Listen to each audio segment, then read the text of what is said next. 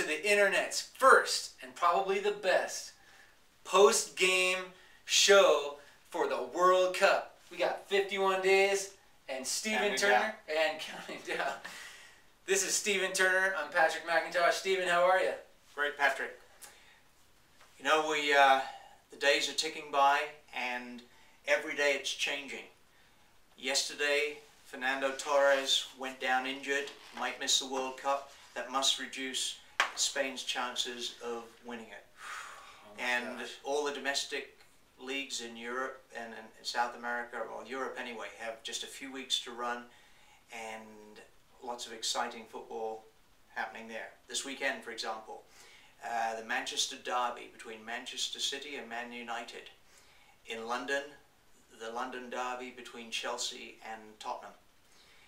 Looked like with 10 seconds to go, the championship was all but decided. Chelsea were going to run away with it when Manchester United scored in the last few seconds with a great header by Paul Scholes.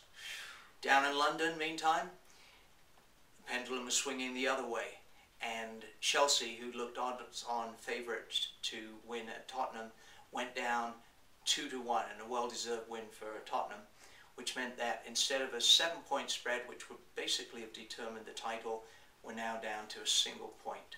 That is a fantastic run right there. No one likes a total giveaway when there's no guessing.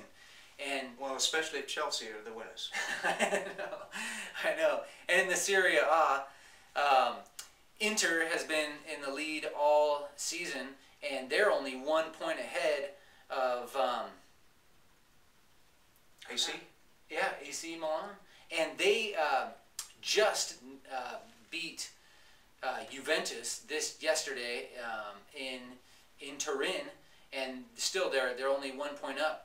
But it's going to be a very exciting finish to the Serie A season. And also. Likewise in Spain, where Barcelona failed to beat Espanyol in the derby in Barcelona, which means that Madrid have snuck up, I think, within 1 point or so there. And this week, of course, in the in Europe, we've got the Champions League football, and we've got Inter against Barcelona, probably the pick of the semi-finals.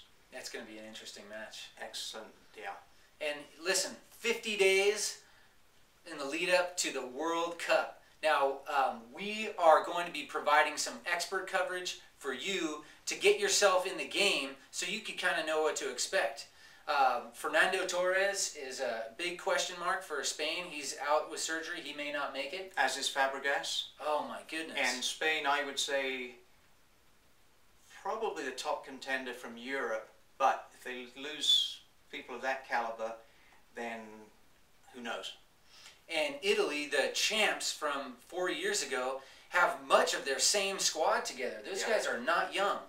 And so there's a lot of questions there. Fortunately, Lippi, the Italian manager, very conservative, kept with the old guard, and a lot of people are worried that, especially playing in some of the higher elevation games, that they're just not going to have the legs. When you've got an older team like that, you know, a lot of people felt that he should have blooded some of the youngsters and brought them into the picture. It's difficult to do that in the middle of the World Cup itself. Absolutely. So we're going to be coming at you in a couple days with another post and giving you the who's who and what to be looking for in the lead up. Pretty soon it's going to be 49 days, and it's going to be a downhill slide to the best tournament in the world. And maybe we can start, Patrick, by perhaps each day going through the 8 groups and letting you know the favorites. Perhaps we'll each pick favorites to qualify, and we'll see in about 60 days' time what the reality is. Absolutely. And after this post, write in with your comments about who your favorites are, and we'll be looking to getting the banter going and maybe a few wagers. Yeah, and if you want to make a lot of money and you don't mind losing some, bet on New Zealand. Hey, I don't know what their odds are, but it's probably 1,000 to 1 or something like that. They're in a tough group. But anyway, Stephen, it's going to be an awesome experience, and we're looking forward to being in touch with you, and thanks for joining us. See you tomorrow.